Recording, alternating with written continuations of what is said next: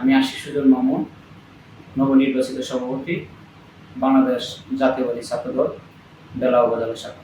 প্রিয় সাংবাদিক ভাইয়েরা, আপনারা জানেন 2008 সাল থেকে 2026 সাল দীর্ঘ 17 বছর ধরে আন্দোলন সংগ্রাম ত্যাগের বিনিময়ে দল আমাকে বাংলাদেশ জাতীয়বাদী ছাত্রদল বেলা উপজেলা শাখার দায়িত্ব প্রদান করেছে। আমি এর আগে 2013 সালে বাংলাদেশ জাতীয়বাদী ছাত্রদল নরসিংদী সরকারি কলেজ শাখা ছাত্রদলের যুগ্ম আহ্বায়ক দায়িত্বে দীর্ঘ 7 বছর দায়িত্বে ছিলাম। তারপর 2021 সালে বাংলাদেশ জাতীয়বাদী ছাত্রদল নরসিংদী জেলা ছাত্রদল আহ্বায়ক কমিটি 3 নং আহ্বায়ক সদস্য দায়িত্বে ছিলাম।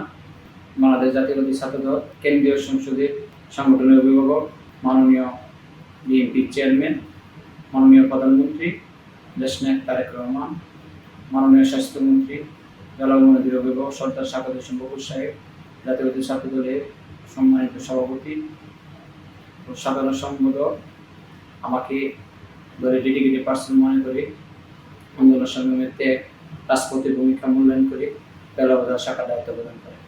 আমার বিরুদ্ধে বিভিন্ন মিথ্যা অপবাদ, বিভিন্ন তথ্য প্রযুক্তি ব্যবহার করে এই অপপ্রচার চালাচ্ছে। তীব্র নিন্দা প্রতিবাদ জানায়।